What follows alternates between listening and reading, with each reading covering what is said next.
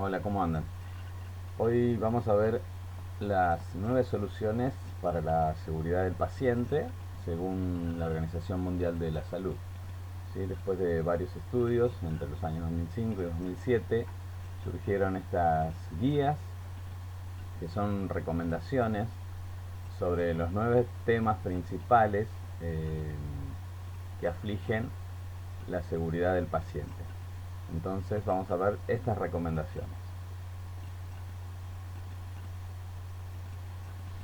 El tradicional juramento médico, que es no hacer daño, ¿sí? Que está basado, ya vimos, en el principio ético de no maleficencia, rara vez es violado y cuando se hace no es intencionalmente, ya sea por los médicos, enfermeros o cualquier personal de salud. Si nadie está pensando en hacer daño. Pero lo real es que los pacientes sufren daños todos los días y en todos los países del mundo en el proceso de la obtención de la atención sanitaria o de recuperar su salud. O sea, eso es lo real. Todos los pacientes tienen derecho a una atención eficaz y segura en todo momento. Entonces, el daño involuntario a pacientes que son sometidos a tratamientos no es algo nuevo, sino que algo que viene hace muchos años atrás. Fíjense, acá nos da un ejemplo. Eh, por ejemplo, en el siglo XVII antes de Cristo, ¿sí? La respuesta en aquellos días, dice, era clara y exclusivamente punitiva, como vimos anteriormente en la cultura de la culpa, ¿sí? Que está tratando de cambiarse por una cultura de seguridad. Por ejemplo, se le cortaba, dice, la mano a un cirujano si se equivocaba en una cirugía. Hoy en día las soluciones para mejorar la seguridad ofrecen un enfoque obviamente más constructivo, ¿sí? Y no tan punitivo, siempre a través de la cultura de la seguridad. Fíjense, acá tenemos el gráfico sobre los 9 puntos que señala la OMS que hay que tratar, mejorar y trabajar para obtener la seguridad del paciente. ¿Y qué nos dice la OMS que es la solución para la seguridad del paciente? Dice que la solución es todo diseño e intervención de sistema que haya demostrado la capacidad de prevenir o mitigar el daño al paciente, proveniente de procesos de atención sanitaria. Entonces a eso le llama la OMS la solución para la seguridad del paciente. Y lo que vamos a ver nosotros son recomendaciones, es una guía, ¿sí? A nivel mundial. Cada país, cada sistema de salud y hasta cada clínica, ya sea privada o hospital público, debe tener sus propias normas de seguridad del paciente, pero siempre basándose en estas guías. Bien, ¿cuáles son los 9 puntos más importantes que toma la OMS para corregir y para trabajar? Primero, medicamentos de aspecto o nombres parecidos. ¿Sí? Muchos sabemos que a veces los medicamentos se confunden por tener nombres parecidos, ya sea nombre de droga o nombre comercial. ¿Sí? Identificación de los pacientes es el segundo problema. Comunicación durante el traspaso de pacientes, ¿sí? En el pase de guardia o cuando el paciente se va de una institución a otra o cuando va a realizarse un estudio. Realización del procedimiento correcto en el lugar del cuerpo correcto, ¿sí? Aunque parezca, no sé, algo aberrante o ilógico, suele pasar. Control de las soluciones concentradas de electrolitos, ¿sí? Vamos a ver un par de soluciones que son muy importantes tener bastante control sobre ellas porque si no pueden causar mucho daño. Asegurar la precisión de la medicación en las transiciones asistenciales, ¿sí? Esto se refiere a las recetas médicas y demás. Evitar los errores de conexión de catéteres y tubos, ¿sí? Todo lo que se refiere a venoclisis, vías centrales, sondas. Usar una sola vez los dispositivos de inyección, aunque esto también nos parezca aberrante o loco, hay muchos países que todavía reutilizan, ¿sí? Mejorar la higiene para las manos para prevenir infecciones. Y esto lo estamos viendo hoy en día a full. Bien, ahora vamos a desarrollar cada uno de estos puntos que dice la OMS que hay que trabajar. Después, al final de este Power, yo también le voy a dejar unos videitos que son cortos, ¿sí? Que son de la Fundación Noble, que se refieren y sintetizan también estos controles o esta guía que dice la OMS que deberíamos hacer para la seguridad del paciente. Así que, y están muy buenos, son cortos, después véanlos. Bien. Medicamentos de aspecto o nombre parecidos. La existencia de nombres confusos de medicamentos es una de las causas más comunes de error en la medicación. Decenas de miles de medicamentos hay actualmente en el mercado. Entonces, al haber tantos, el potencial de error por causa de nombres confusos es importante también. Esto incluye denominaciones comunes y denominaciones especiales, ya sean marcas registradas o nombres comerciales. Muchos medicamentos tienen aspecto o nombres parecidos a otros medicamentos. Y si ustedes se fijan o si conocen gente, adultos mayores, no se identifican mucho ni con los nombres de las drogas ni con los nombres comerciales. Se identifican más o por el color de la pastillita o por el color de la cajita, ¿sí? Entonces eso puede llevar también a mucha confusión. Bien, medicamentos de aspecto o nombre parecidos contribuyen con esta confusión. ¿Qué cosa? La caligrafía ilegible. Todos sabemos que la mayoría de los médicos no tienen muy buena letra porque escriben las cosas apurados, hacen muchas recetas y demás. El conocimiento incompleto de los nombres de los medicamentos, ¿sí? Muchas veces salen medicamentos nuevos hasta que nos los aprendemos, pasa un tiempito. Los productos nuevos en el mercado, cada vez salen nuevos medicamentos o drogas parecidas o de nuevas generaciones, ¿sí? Que van reemplazando las anteriores. Los envases o etiquetas similares, el uso clínico es similar, ¿sí? Para una patología se pueden usar varios medicamentos o un mismo medicamento se puede usar para varias patologías.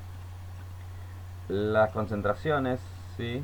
Similares en gramos, miligramos, microgramos, las formas de dosificación y la frecuencia de administración. Todo esto puede llevar a confusión o errores. Fíjense, acá hay ejemplos de algunos países de nombres de medicamentos confundidos, ¿sí? Tenemos Australia, Brasil, Canadá, Francia, Irlanda, Italia, Japón, España, Suecia. Vamos a nombrar los más conocidos nada más. Supongamos acá en Brasil se suele confundir, son todo por estudios estadísticos, ¿no? Se suelen confundir el Losec con el Lasix. El Losec es el omeprazol, ¿sí? Que es un protector gástrico, con el Lasix, que es furosemida, que es un diurético, ¿sí?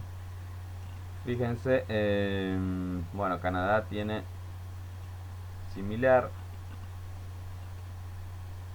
Vamos a ver otro que conozcan, más o menos que se conozca acá. A ver, acá, mira, en España tienen el Diaben y el Diovan. El Diaben es la metformina, ¿sí? Que es un hipoglucemiante que se da vía oral.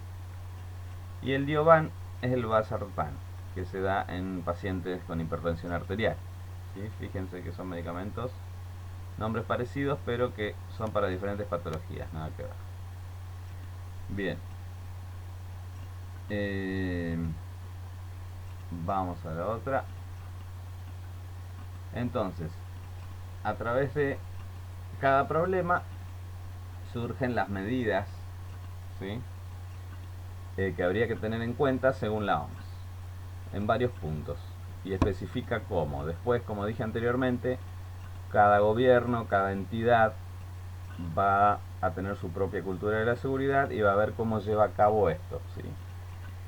Primero dice que hay que garantizar que las organizaciones de atención sanitaria identifiquen y administren activamente los riesgos asociados con los medicamentos de aspecto de nombres parecidos, mediante que la revisión anual de este tipo de medicamento en su organización, la implementación de protocolos clínicos que minimicen el uso de órdenes orales y telefónicas, ¿sí? Esto es muy importante y lleva también a mucha confusión el famoso teléfono descompuesto. Entonces hay que minimizar el uso de órdenes, ya sea en forma verbal o oral y en forma telefónica. Hagan énfasis en la necesidad de leer atentamente la etiqueta cada vez que se tiene acceso a un medicamento y otra vez antes de su administración, en vez de confiar en el reconocimiento visual o en la ubicación. ¿sí? Entonces hay que leer la etiqueta cuando tomamos el medicamento y antes de dar el medicamento, ¿sí? Hagan énfasis en la necesidad de verificar el propósito del medicamento en la receta u orden y antes de administrarlo, verificar que haya un diagnóstico activo que coincida con el propósito de la indicación, ¿sí? Si a mí me dicen en el diagnóstico de la receta, no sé, gastritis, y tengo un omeprazol como receta, que no se vaya a entender que es otra droga que no tiene absolutamente nada que ver con el diagnóstico, como un valsartán, por ejemplo, ¿sí? Bien. Incluyan, dice, la designación común como la marca del medicamento en las órdenes y etiquetas de los medicamentos, con la designación común cerca de la marca y con letras más grandes, ¿sí? Hoy en día lo que se está haciendo es poner nombres genéricos, ¿sí? Y aparte también, si se quiere alguna marca específica, va entre paréntesis el nombre de la marca específica de ese medicamento, ¿sí?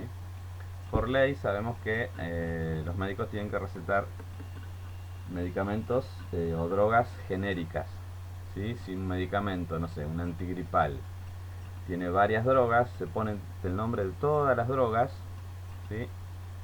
Así debería recetarse, para que el paciente o la persona pueda comprar la droga, o sea, el medicamento que ellos quieran, el que les salga más barato, el que le cubra la obra social, ¿sí? Pero aparte también, si quiere algo específico, entre paréntesis va el nombre comercial de ese medicamento. La elaboración de estrategias para evitar la confusión o interpretación incorrecta causada por recetas u órdenes de medicamentos ilegibles, incluyendo las que requieren la impresión de los nombres, las dosis del medicamento. Hacer énfasis en las diferencias en el nombre del medicamento utilizando métodos tales como la mezcla de mayúsculas y minúsculas, ¿sí? Esto es bastante difícil también porque los médicos suelen escribir todo con la misma letra, ¿sí? El almacenamiento de los medicamentos problemáticos en sitios separados o en orden no alfabético, como por ejemplo por número de box o de cubo, en estantes o en dispositivos de dispensación automática, ¿sí? O sea, dice los medicamentos problemáticos, los medicamentos que se confundan con otros medicamentos, aquellos medicamentos que sean, no sé, quimioterápicos, aquellos medicamentos que sean peligrosos. La utilización de técnicas tales como negrita y colores diferentes para reducir la confusión. Fíjense que son todas medidas sugeridas, tanto para médicos como para la persona que administra, como para el farmacéutico que entrega, como para el farmacéutico eh, que tiene el material en su farmacia y lo entrega, ¿sí? Bien, son medidas generales para la institución. La elaboración de estrategias para involucrar a los pacientes y cuidadores en la reducción de riesgos a través de entregar a pacientes y cuidadores información escrita sobre los medicamentos, incluidas las indicaciones del medicamento, la denominación común, la marca y los posibles efectos secundarios del medicamento. ¿Sí? Generalmente cuando se expende una receta de medicamento se pone, como dije anteriormente, el nombre del paciente, la obra social, el nombre genérico, el nombre comercial si se quiere, el diagnóstico, la fecha, sello y firma del médico. Y aparte se le da una hojita o otro recetario con la indicación de cómo debe tomar el fármaco, ¿sí? Los posibles efectos secundarios rara vez se les pone, pero se les suele advertir a los pacientes. Elaborar estrategias para incluir a los pacientes con trastornos de visión, diferencia de idiomas y conocimientos limitados de la atención sanitaria. Proveer la revisión de medicamentos dispensados por parte del farmacéutico junto al paciente para confirmar las indicaciones y la apariencia esperada, en especial al dispensar un medicamento que se sabe que tiene un nombre problemático. ¿Sí? Entonces el farmacéutico debe hacer partícipe a la persona, ¿sí? Mostrarle bien la cajita, la letra, lo que dice, para qué sirve, ¿sí? Es hacer partícipe del paciente. La garantía del cumplimiento de todos los pasos del proceso de administración de medicamentos por parte de personal calificada y competente. Bien, o sea, se refiere a que no cualquiera puede tampoco entregar o administrar una medicación, ¿sí? El médico, el enfermero, el farmacéutico, ¿sí? El auxiliar de farmacia, cualquier persona que esté familiarizada con el trabajo. Bien. Identificación del paciente. Acá pasamos a otro tema. En toda la industria de la atención sanitaria, dice, la identificación incorrecta de los pacientes continúa dando como resultado errores de medicación, errores en las transfusiones, errores en las pruebas diagnósticas, como por ejemplo laboratorios, procedimientos en la persona incorrecta, ¿sí? Y altas de bebés que se entregan a familias equivocadas.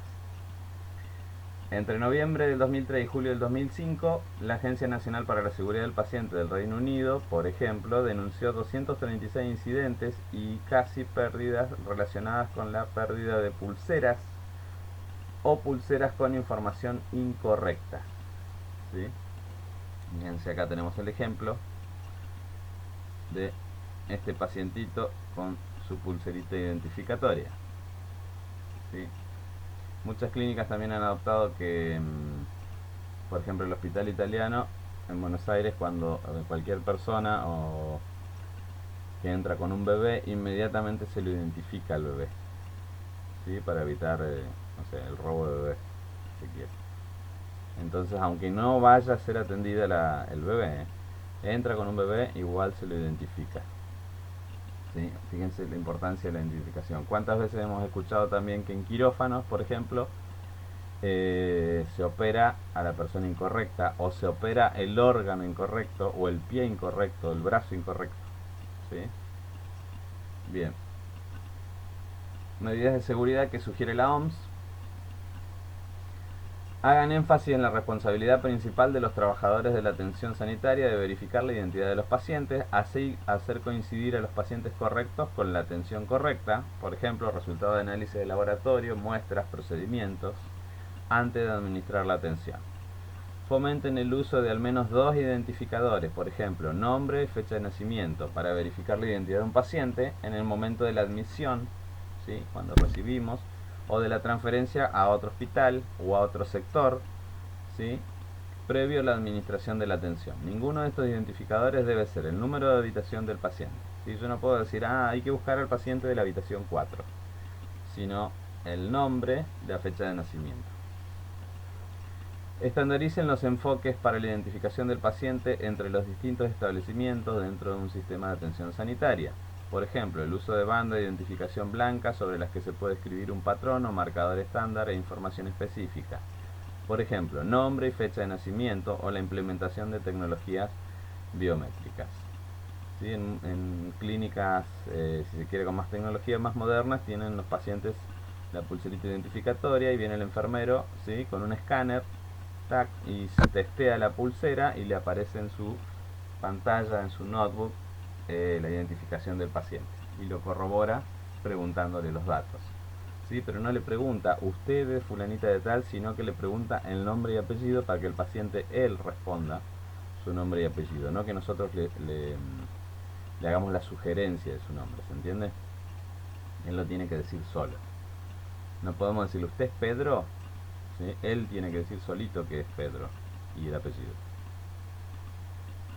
Bien, proporcionar protocolos claros para identificar a pacientes que carezcan de identificación y para distinguir las identidades de los pacientes con el mismo nombre. Deben desarrollarse y utilizarse enfoques no orales para identificar a pacientes comatosos o confundidos. ¿Sí? Esto es bastante importante, de lo de los pacientes con el mismo nombre, porque muchas veces lleva a confusión, ¿sí? De medicación, de procedimientos y demás.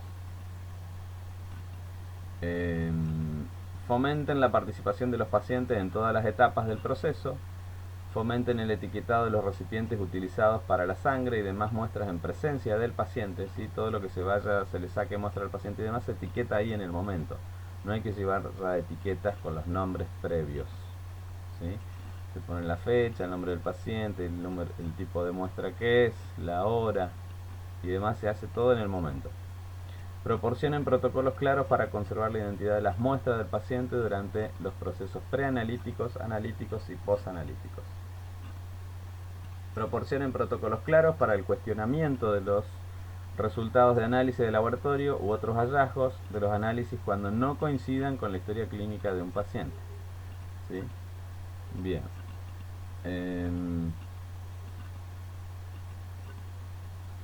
Prevean controles y revisiones reiterados a fin de evitar la multiplicación automática de un error en el ingreso de los datos de la computadora. ¿Sí? Muchas veces también nosotros buscamos a Pedro Solorza y resulta que aparece en otro lado o en otro sector de administración Eduardo Pedro Solorza, y ahí ya se presta para confusión. ¿Sí? Si tiene un solo nombre, si tiene dos nombres, cuál va primero, cuál va después, o lo mismo pasa si tiene dos apellidos. Por eso siempre hay que poner el nombre completo del paciente, no si tiene dos nombres y dos apellidos poner uno solo. Incorporar una capacitación sobre procedimientos de control y verificación de la identidad de un paciente dentro de la orientación y el desarrollo profesional permanente de los trabajadores de la atención sanitaria. ¿Sí? O sea, el personal debe capacitarse sobre la orientación y la verificación de las personas periódicamente. Educar a los pacientes sobre la importancia y la relevancia de la correcta identificación de los pacientes de una manera positiva que también respete su interés por la privacidad. Bien. Esas serán las medidas para la identificación de los pacientes. Vamos a otro punto, el tercer punto, que dice comunicación durante el traspaso de pacientes. Durante un episodio de enfermedad, un periodo de atención, un paciente puede potencialmente ser tratado por varios miembros del equipo de salud. El médico, el enfermero, el kinesiólogo, ¿sí? La gente de rayos.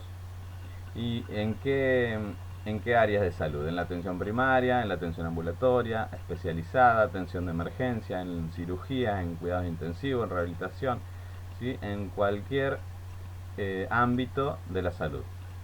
En forma adicional, los pacientes se moverán a menudo entre áreas de diagnóstico y tratamiento y atención en forma regular y podrán encontrarse hasta con 3 turnos de personal por día, suponiendo esto un riesgo de seguridad para el paciente en cada intervalo, ¿sí?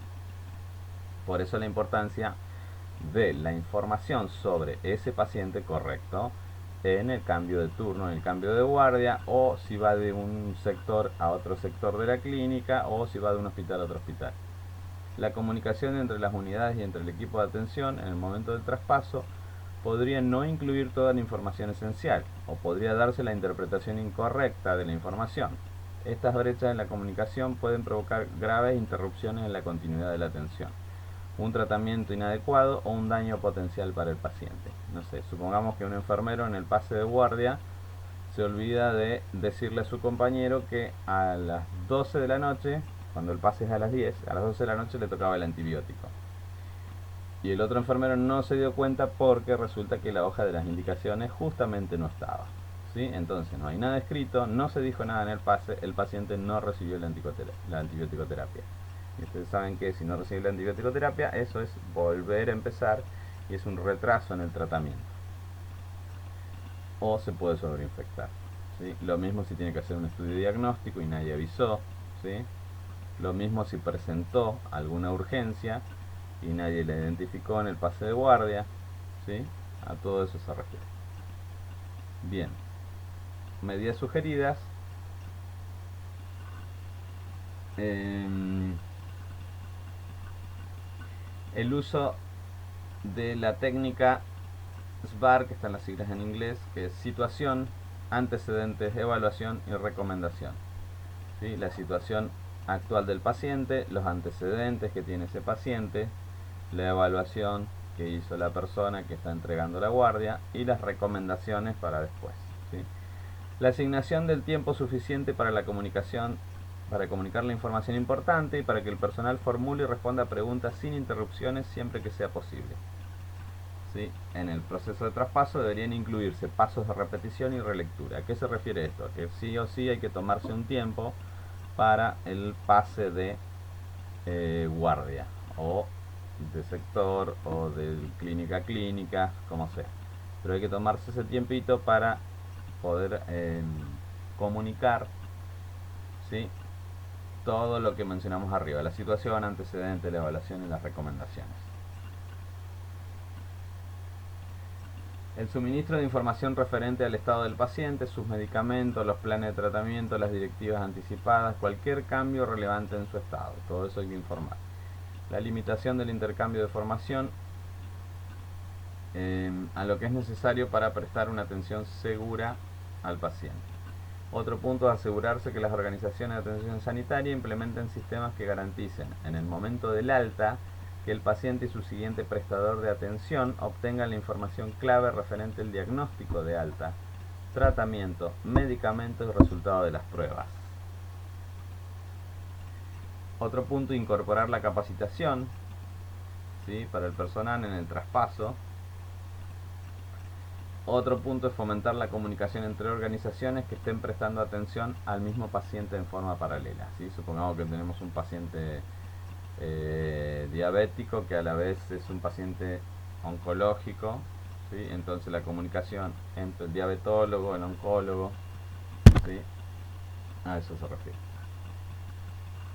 Bien, otro punto importante según la OMS es la realización del procedimiento correcto en el lugar del cuerpo correcto, ¿sí?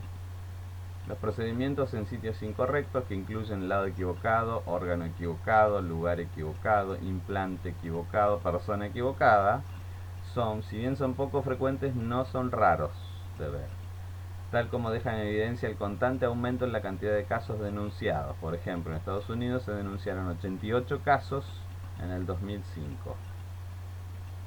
Y varios otros cuerpos informativos también supieron de varios casos por año, ¿sí? Bien. Fíjense, en un año 88 casos, o sea que si bien no pasa todos los días, puede pasar. Medidas sugeridas.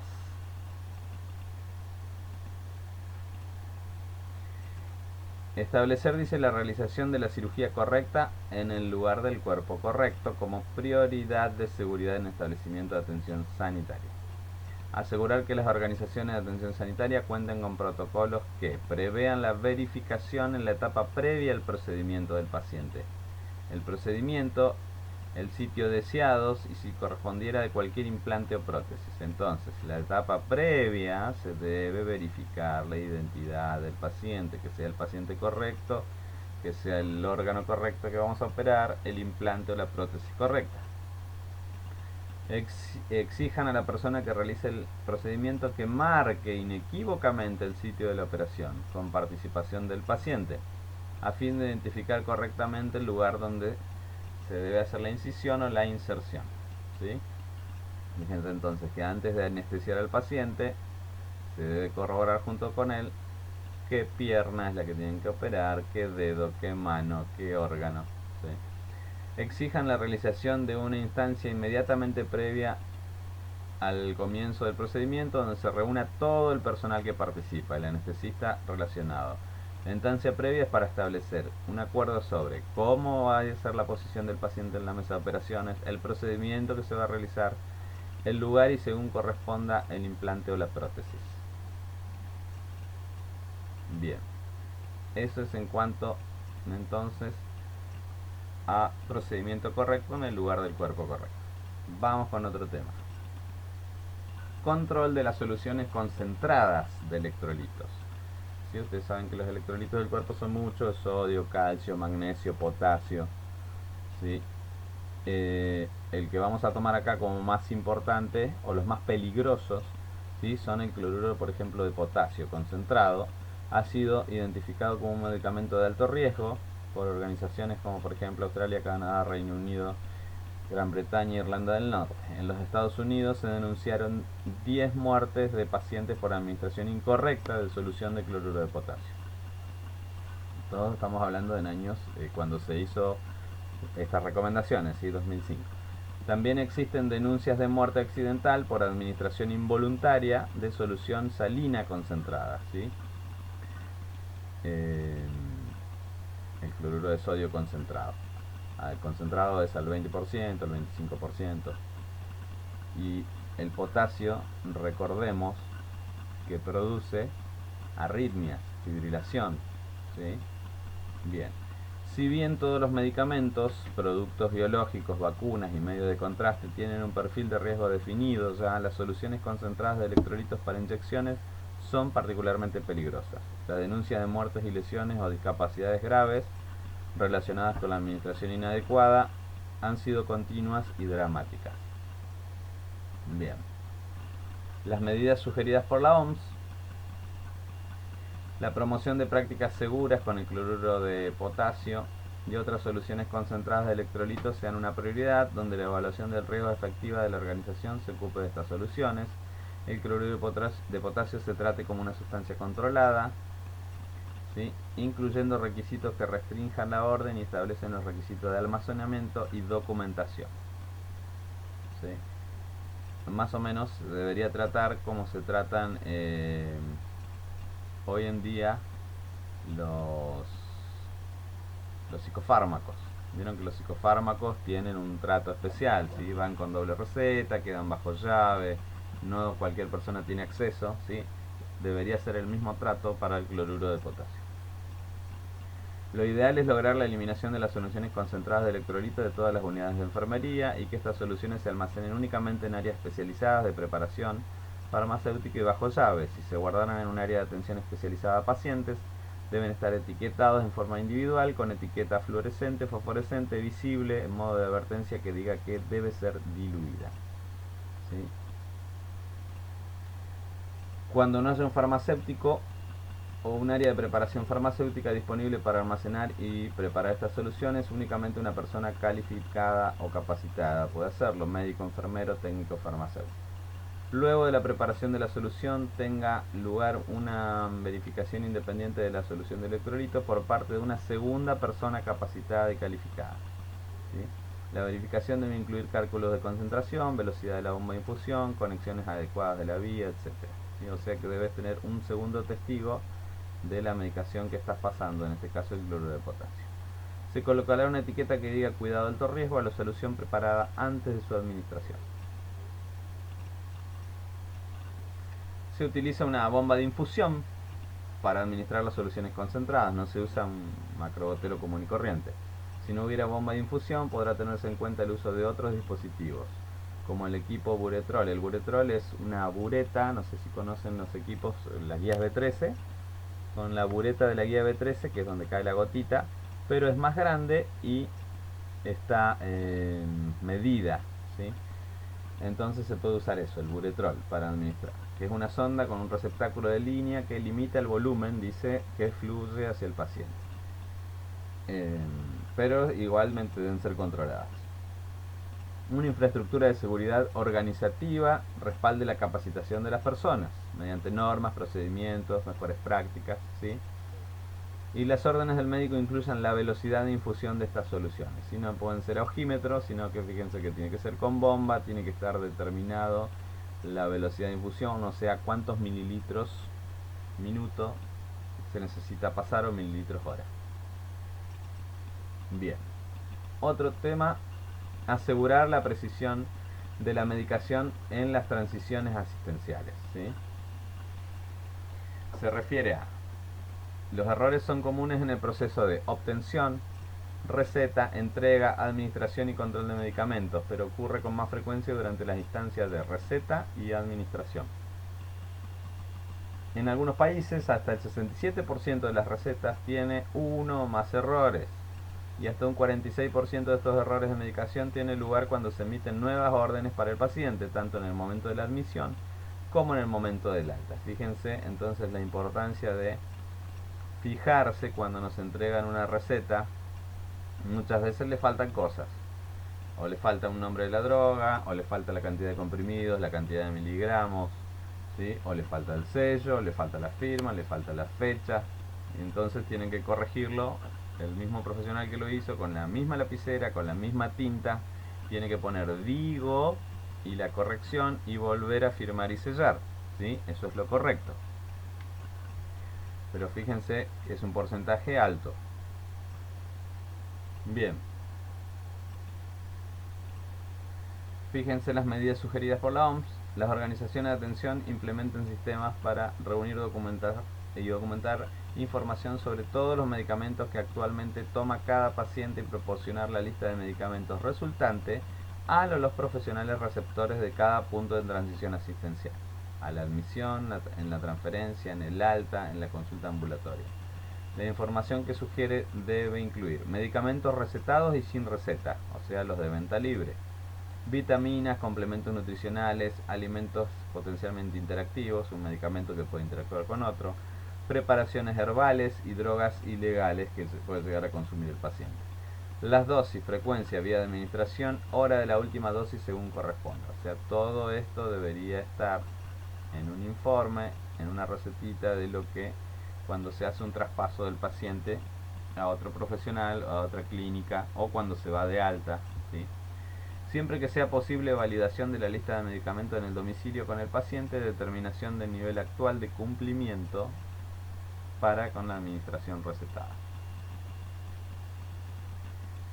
La o las fuentes de medicamento del paciente según corresponda, participación del o los farmacéuticos de la comunidad del paciente o de los prestadores de atención primaria para la recolección y validación de la información de medicamentos domiciliarios, ¿sí? O sea, debería ir el paciente, si estuvo post internación, con el nuevo listadito de medicación que le han dado, con las nuevas recetas y demás. Acá dicen que hasta los farmacéuticos deberían llevar una guía, ¿sí? Lo cual veo bastante difícil, pero bueno, es una recomendación de la OMS. Asegurar que las organizaciones de atención sanitaria cuenten con normas de procedimientos claros que requieran que la lista de medicamentos actuales del paciente se exhiba sistemáticamente en el mismo lugar, bien visible, por ejemplo en la historia clínica, para que los médicos que emiten órdenes de medicamentos puedan acceder a ella fácilmente. ¿Sí? Muchas veces se pregunta ¿qué medicamentos toma? Y esos medicamentos deberían estar todos en la historia clínica, ¿sí? Aunque sea que se lo haya recetado otro médico u otro profesional, ¿sí? Pero deberían estar todo el listado de medicamentos.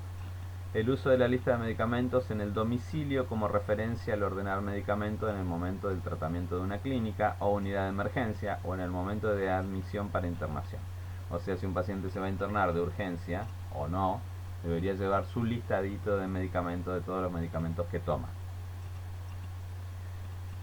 Bien.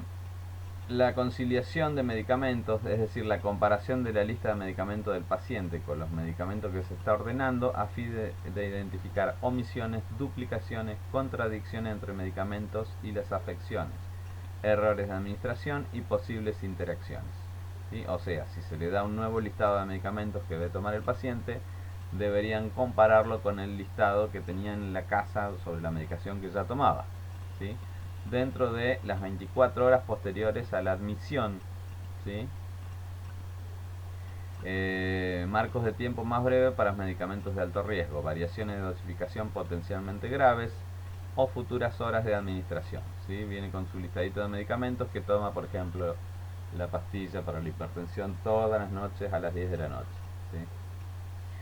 Bien, generalmente los pacientes llevan, si se van a internar, su medicación, ¿sí? Y la siguen tomando en la internación, salvo que alguna indicación médica le diga que no. Bien, un proceso de actualización de la lista a medida que se emiten nuevas órdenes para reflejar todos los medicamentos que toma el paciente, ¿sí? Bien, esas son las medidas sugeridas para los fármacos, para las recetas, ¿sí? Y para la interacción entre el farmacéutico, el médico, el que administra, el cuidador y demás. Evitar los errores de conexión de catéteres y tubos. Este es otro problema importante. Los tubos, los catéteres y las jeringas son de aspectos fundamentales en la prestación diaria de la atención sanitaria para administrar medicamentos y líquidos en los pacientes.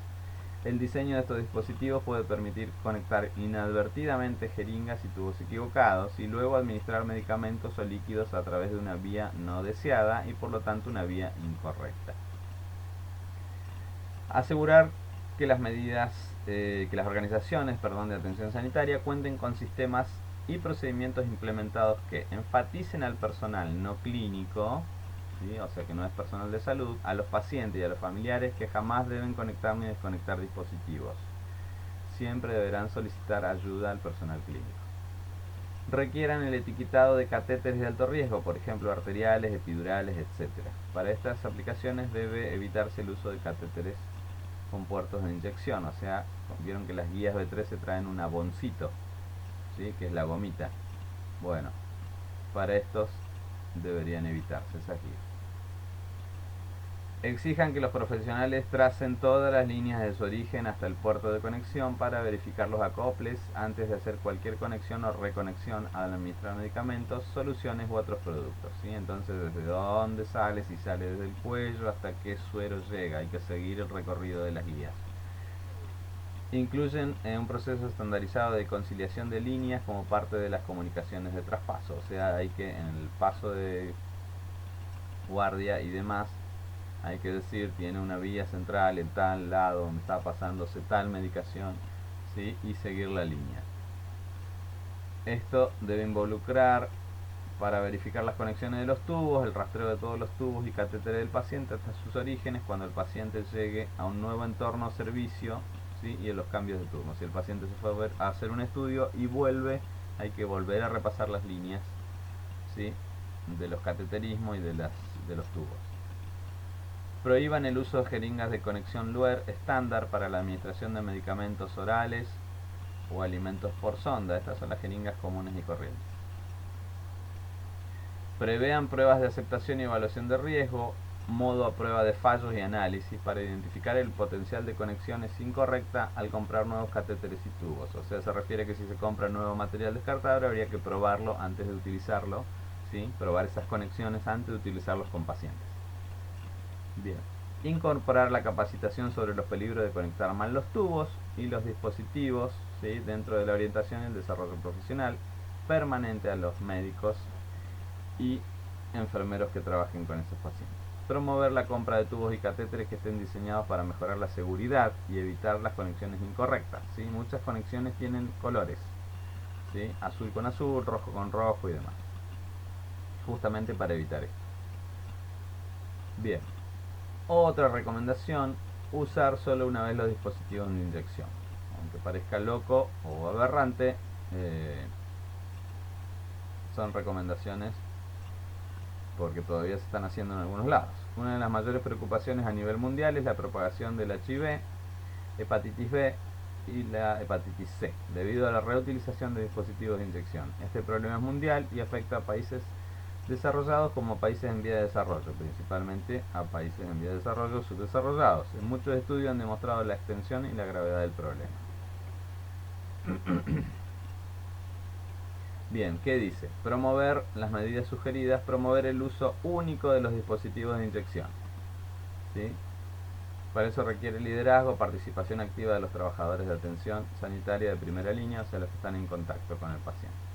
Elaborar programas de capacitación y recursos de información permanentes para trabajadores de atención sanitaria que se ocupe de los principios del control de infecciones, prácticas de inyección segura, manejos de los desechos cortantes, ¿sí? Entonces, para evitar las infecciones, utilizar una sola vez, revisar las técnicas de aplicación o de administración y el manejo de los desechos, los punzocortantes, que ustedes saben que van en descartadores rígidos y cuando están al 70% ya se deberían tirar, no esperar a que se llenen, ¿sí? La efectividad de los medicamentos no inyectables, o sea, para fomentar la vía oral en vez de la inyección. La educación a los pacientes y sus familiares respecto a alternativas del uso de medicamentos inyectables, por ejemplo, medicamentos orales. Nuevas tecnologías de inyección, ejemplo de sistemas sin agujas.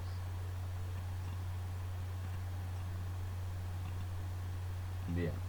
Evaluar y medir efectividad de la capacitación de los trabajadores sobre la seguridad de las inyecciones. Proporcionar a los pacientes y su familia educación sobre modalidad de tratamientos que sean tan efectivas como las inyecciones a fin de reducir el uso de las inyecciones, transmisión de agentes patógenos a través de la sangre, o sea, las patologías que podrían contagiarse si reutilizan, prácticas seguras de la inyección.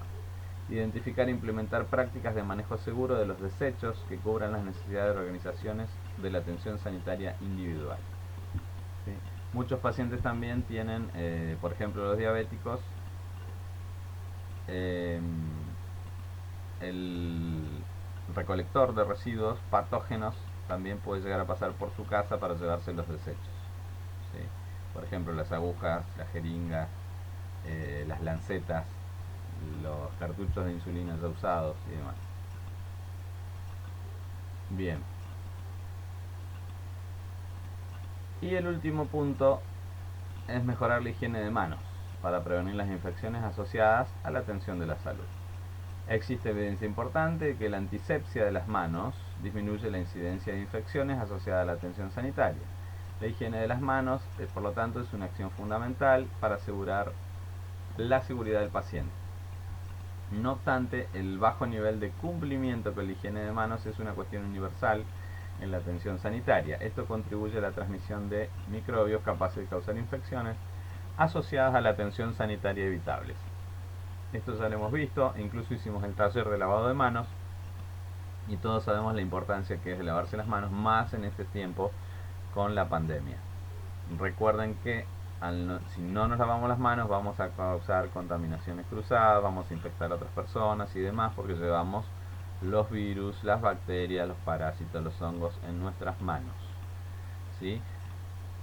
Hoy en día, por ejemplo, con este virus de la pandemia, si no nos lavamos las manos y con esas manos sucias nos tocamos la nariz, la boca o los ojos, estamos introduciendo el virus, ¿sí?